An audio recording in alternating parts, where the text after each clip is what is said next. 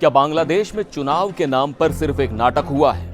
क्या जनता ने वाकई वोटिंग का बहिष्कार कर दिया है? और सबसे बड़ी बात, देश छोड़कर जा चुकी शेख हसीना ने अब मोहम्मद यूनुस को हत्यारा और फांसीवादी क्यों कह दिया?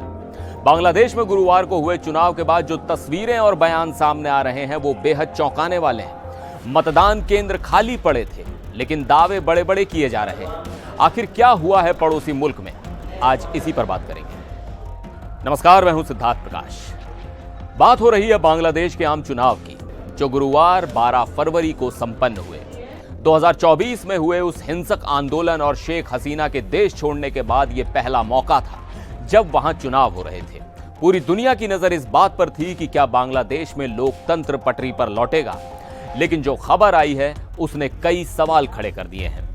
शेख हसीना, जो अभी निर्वासित जीवन जी रही हैं, उन्होंने इस चुनाव पर ऐसा बयान दिया है जिसने ढाका से लेकर दिल्ली तक हलचल मचा दी है। शेख हसीना ने साफ शब्दों में कहा है कि यह कोई चुनाव नहीं बल्कि एक सुनियोजित नाटक था। उन्होंने बांग्लादेश की जनता के नाम एक कड़ा संदेश जारी किया है। हसीना का कहना है कि मोहम्मद यूनुस, जो फिलहाल सत्ता में है, उन्होंने अवैध और असंवैधानिक तरीके से गद्दी हथिया रखी है। उनका आरोप है कि आवामी लीग, जो कि उनकी पार्टी है, उसकी गैर मौजूदगी में यह चुनाव करवाया गया। इसे उन्होंने मतदाता विहीन और छलपूर्ण चुनाव करार दिया है। हसीना का कहना है कि इसमें न तो लोगों को वोट देने का अधिकार मिला और न ही संविधान का सम्मान किया गया।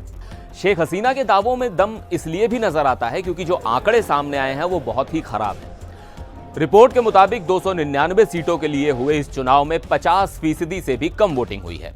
हसीना ने अपने बयान में एक बहुत ही गंभीर बात कही। उन्होंने कहा कि 11 फरवरी की शाम से ही मतदान केंद्रों पर कब्जा शुरू हो गया था। गोलीबारी हुई, वोट खरीदे गए और एजेंटों से जबरन साइन करवाए गए। हसीना ने दावा किया कि 12 फरवरी की सुबह जब वोटिंग शुरू हुई तो ढाका समेत कई इलाकों में पोलिंग बूथ पूरी तरह खाली थे। चुनाव आयोग का अपना डेटा कहता है कि वोटिंग शुरू होने के 3 घंटे बाद यानी सुबह 11 बजे तक सिर्फ 14.96% वोट ही पड़े थे। अब आप खुद सोचिए, जिस देश में चुनाव को उत्सव की तरह मनाया जाता हो, वहां इतना सन्नाटा क्यों? शेख हसीना का कहना है कि यह सन्नाटा गवाही दे रहा है कि जनता ने इस आवामी लीग मुक्त चुनाव को पूरी तरह नकार दिया है। इस बयान का सबसे तीखा हिस्सा वो है जहां पूर्व प्रधानमंत्री ने मौजूदा शासक मोहम्मद यूनुस पर सीधा हमला बोला। उन्होंने यूनुस को हत्यारा और फांसीवादी कहा। हसीना ने बांग्लादेश की माताओं, बहनों और अल्पसंख्यक समुदाय का आभार जताया है कि उन्होंने धमकियों और डर के बावजूद इस चुनाव का बहिष्कार किया। उनका आरोप है कि पिछले कुछ दिनों में आवामी लीग के समर्थकों और हिंदुओं समेत तमाम अल्पसंख्यकों को डराया गया, गिरफ्तारियां हुई, लेकिन फिर भी लोग वोट देने नहीं गए। वोटर लिस्ट में भी गड़बड़ी के आरोप हैं।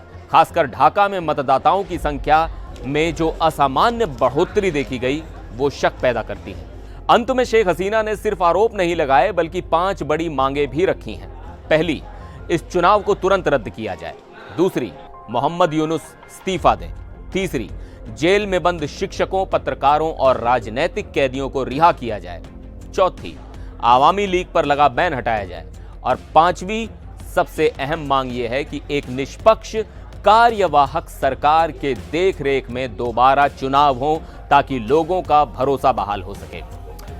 अब देखना यह होगा कि बांग्लादेश की सड़कों पर और अंतर्राष्ट्रीय मंच पर इस बयान का क्या असर होता है।